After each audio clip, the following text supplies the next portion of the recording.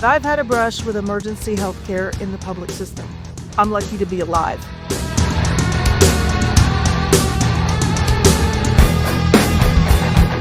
I want to talk to you about healthcare in Costa Rica.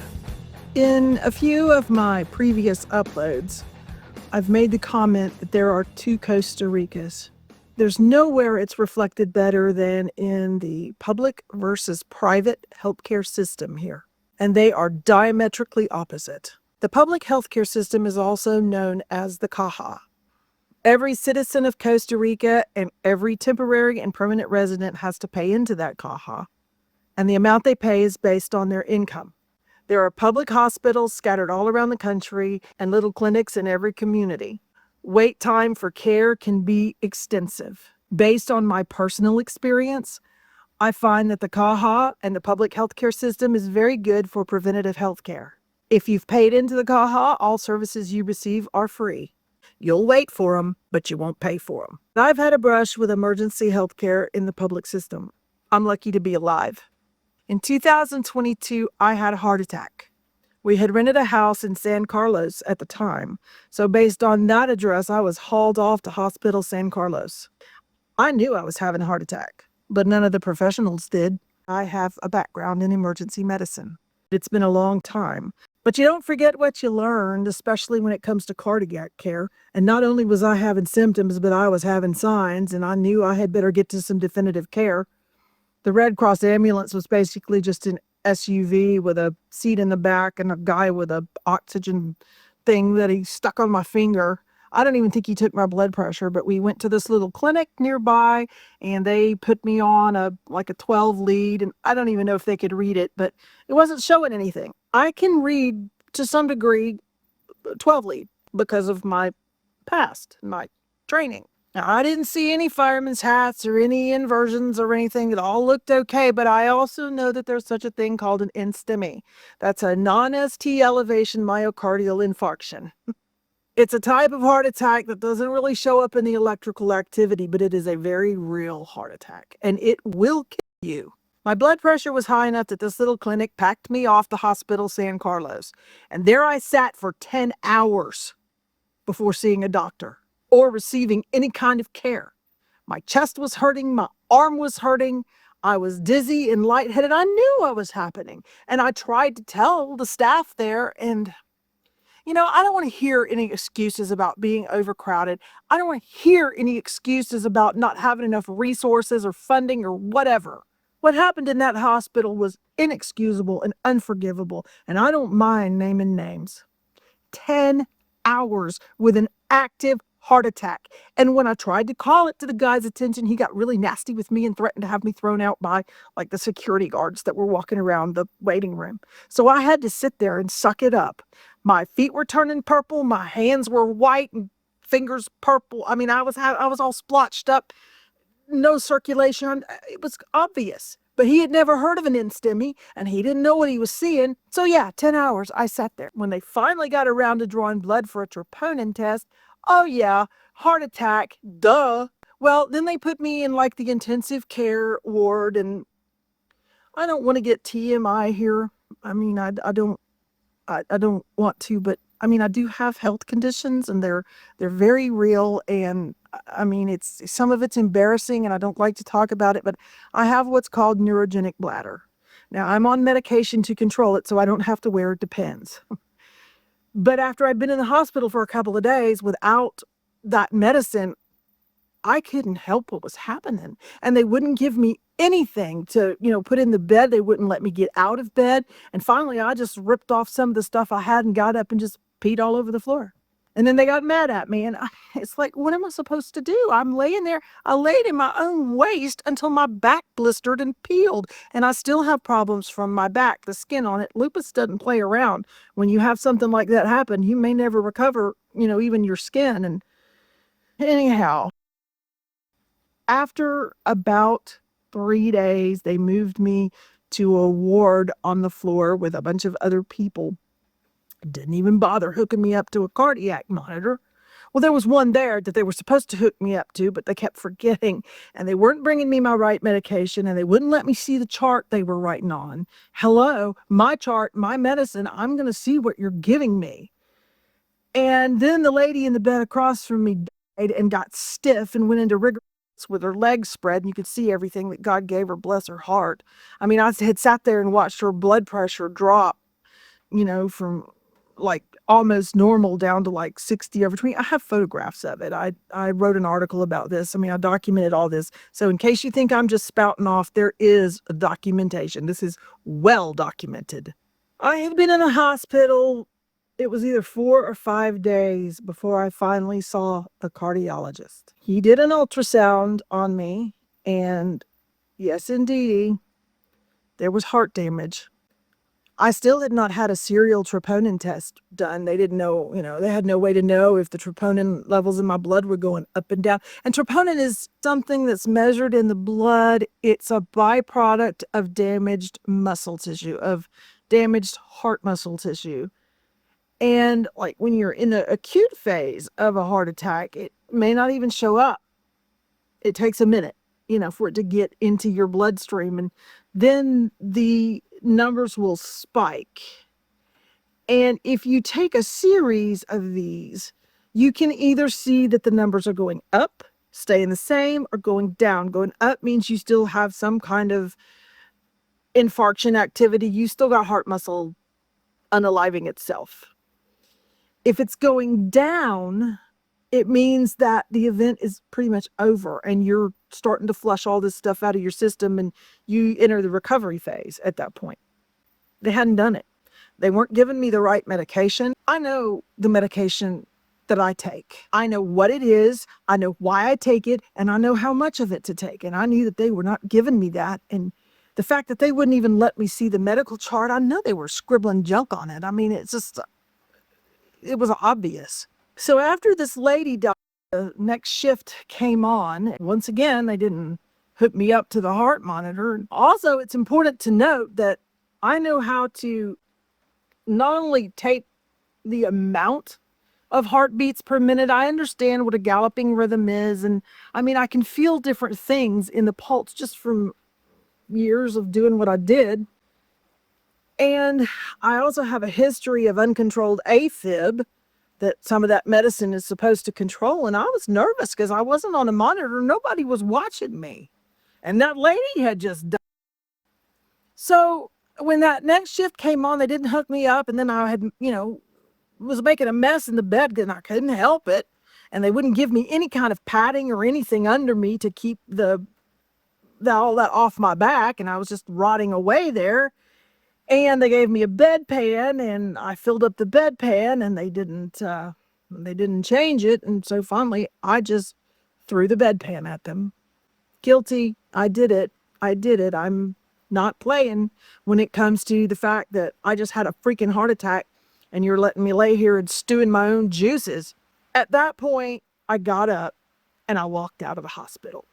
Now, apparently that's a pretty big deal in Costa Rica because they sent security after me. I tried to recover my clothing and wallet and personal items, and they weren't giving it to me. I was basically a hostage in that hospital. I had no agency. And I called a friend of mine who sent her mother down, and she read them the riot act. And the cardiologist came down and signed me out, and he was really angry about it. And I was trying to tell him what they had done. He didn't want to hear it. Like I said, there's just no excuse for that kind of negligence in a hospital. And you can't do anything about it in Costa Rica. You can't sue them. The care is supposedly free. Yeah, they don't charge you a dime to kill you. Michelle couldn't come. He couldn't help me. We had animals at home, and even though this is before we started the rescue, you just can't go off and leave. We didn't know anybody to come house it. He just couldn't, and I told him not to come. So I was on my own and didn't have my car and didn't have a car at all at that time. We were still in the bus, and the bus was in the shop getting work done. So I hopped a public bus, and I rode a public bus to San Jose. And in San Jose, I started calling around, trying to find a cardiologist. And I did find a cardiologist. I think it was SEMA. It was SEMA or Clinica Biblica. It was one of the large private hospitals. Don't crucify me for not remembering.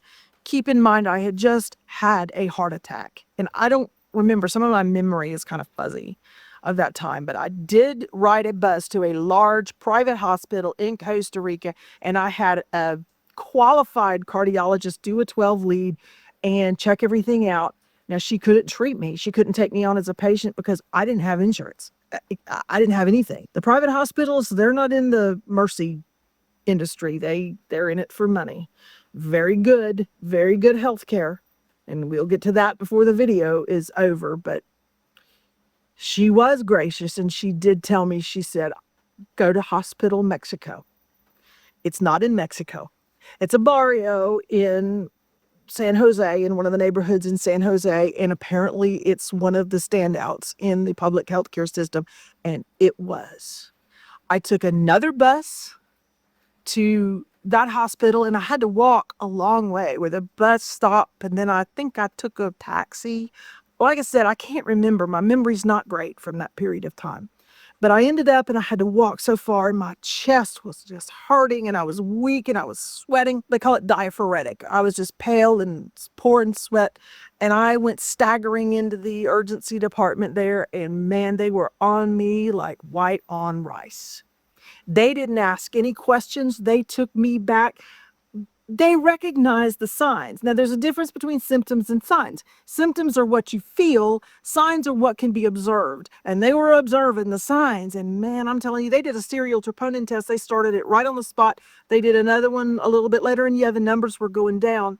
But they admitted me, no questions asked. They didn't even, there was some talk about what's my address. And she was like, never mind. Just get in there, get in there. And I said, if you send me back to Hospital San Carlos, if you pack me back off there, I'm going to walk out again. I had to do clinicals when I was in school, and it was a college course for paramedic. And I spent time in the operating room, and I spent time in the cardiac cath lab. So I have some frame of reference. I wasn't completely clueless. I knew exactly what to expect. They were fantastic. Hospital Mexico was on par in my case. I mean, I can't speak for everyone's experience there, but this public hospital was on par with the level 1 trauma centers and major cardiac care units that I worked with when I was in the U.S. They treated me so well. It turns out my arteries, the doctor said, they look like a teenager's. They look like a 15-year-old. And I don't know why there's no plaques or cholesterol or buildup. The vasculitis and the issues I have is probably a double-edged sword. But anyway, they determined that the NSTEMI, the non-ST elevation myocardial infarction, was the result of arterial spasm due to the vasculitis and issues that I have with lupus and other autoimmune diseases. And they concluded that was in the paperwork. And I felt good about that diagnosis. I really did. I think they were right on target. They adjusted my medications. They started me on irbesartan. I cannot take I forget what the other one is. I'd have to refresh my memory, but there's one I can't take because of they call it POTS, postural orthostatic tachycardia syndrome, which is a result of the neurological damage that I have from lupus. But anyway, they listened to me. When I explained these conditions to them, they listened. The doctor went back and he did his own research, and he agreed with what I was telling him. He did his job. And they put me on the correct medicine, and I'm still on it today. I was in the hospital in total about 2 weeks. And it's not a private room. It's not swanky. It's not fancy. But man, the staff took care of me at Hospital Mexico. And why the other public healthcare facilities and hospitals in Costa Rica can't follow that example, I will never know. I just know that there was no excuse for the negligence that I encountered at Hospital San Carlos. And I feel very fortunate that I escaped that with some heart damage, but it was minimal, and I have recovered. The takeaway from this story is that if you are traveling to Costa Rica for a visit, or you live in Costa Rica and you're not established here and you don't yet have yourself set up with private healthcare insurance, your physical address is going to determine where you are taken in an emergency. There's no ifs, ands, or buts about it. You cannot request to go to Hospital Mexico. The doctor told me what address to give if it ever happens to me again, so they will send me there. I'm not going to share that. I can't betray his trust that way, but if I'm conscious and talking and I have another emergency, I know what address to give so that I will go back to Hospital Mexico. Fingers crossed that I will not be incapacitated and not able to tell them. But you can't negotiate it. They're going to take you where they take you. And if you don't have somebody on the outside negotiating for you and advocating for you, the outcome might not be great. My best advice, if you're traveling to Costa Rica, get traveler's insurance. Get a healthcare package that's going to cover you in case something crazy happens. And if you move here and you live here, get private healthcare insurance. It's not terribly expensive. The private healthcare system here is top-notch. It's one of the best in the world. People come here, well, they call it medical tourism. They come here just for the healthcare. And I'm talking about even so-called first worlders from North America and Europe, and they'll come here for the healthcare. So if you're planning to move to Costa Rica and healthcare is one of your main concerns, you've got 3 rather large private hospitals in Costa Rica. There's SEMA, there's Clinica Biblica, and Hospital Metropolitano. Metropolitano? I don't know how to say it. You have some choices and they're all very good, but your best bet is to get yourself squared away before anything happens, because if, bless their hearts, the Red Cross ambulance driver picks you up and takes you to the local mortuary, which is what I call that hospital there. God be with you is all I can say.